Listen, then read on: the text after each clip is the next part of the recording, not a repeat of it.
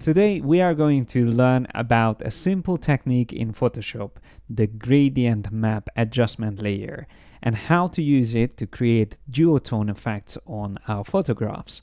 So again, because it's a fairly simple concept, I am going to show you live instead of relying on the time-lapse used in the actual 1-minute version.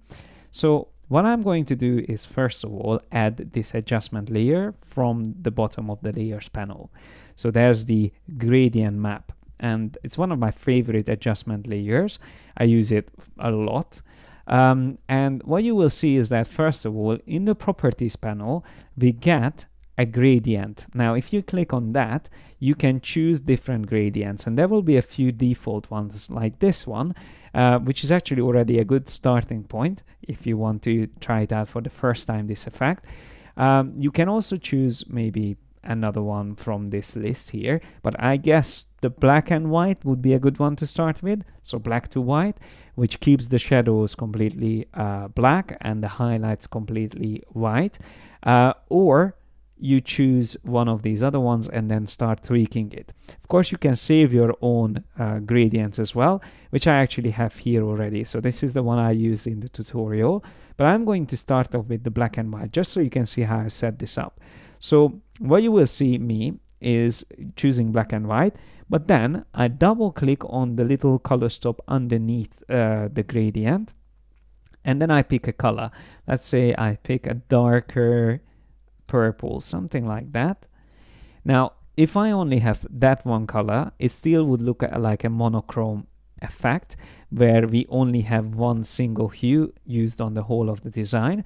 But then once we introduce the second color for the highlights, then it becomes a duotone effect. And for the highlights, I'm going to make sure it's a nice vivid cyan color. And you can, of course, experiment with different combinations of colors. You can always have a cool color for the highlights and a warmer color like red for the shadows, or orange maybe. But I actually prefer this combination. It looks quite nice. So I'm going to end up using this purple to cyan color combination, and I am going to click OK. So that is my gradient adjustment layer. But there's one last thing that I need to do, and that is to have a little bit of the original details, the original skin tones and colors showing up in the image, because if we just have it like this, it looks a little bit too muted and too dark.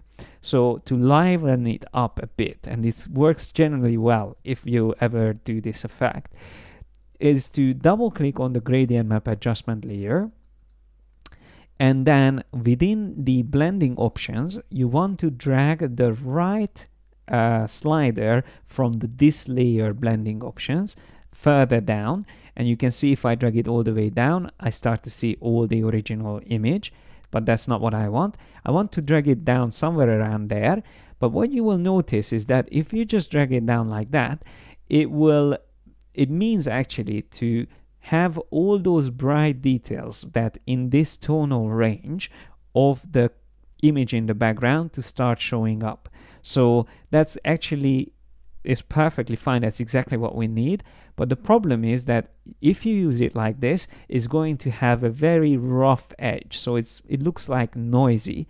And to be able to have a much nicer, smoother blending between the two layers, you need to hold down the Alt or Option keys and split that head into two.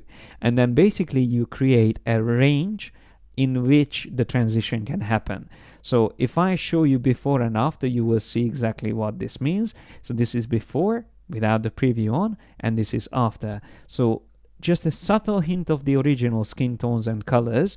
It looks already much better. So once again, before and after, and then we can further tweak this. So if I want a little bit more of those colors to show, I can do that. And then once I click OK, I can check it completely without the gradient map and together with it. So that's how simple it is. And if you want, you can even save an adjustment layer and reuse it in your other designs. All you have to do is to click on the gradient first and then choose New.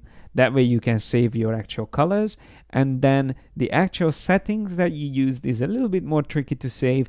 I would normally just have a template with this gradient map saved, a PSD file, and then since CC 2018 now we can copy and paste layers between documents. So you can just simply Command C or Control C and Control V or Command V into your other document. You can copy this in.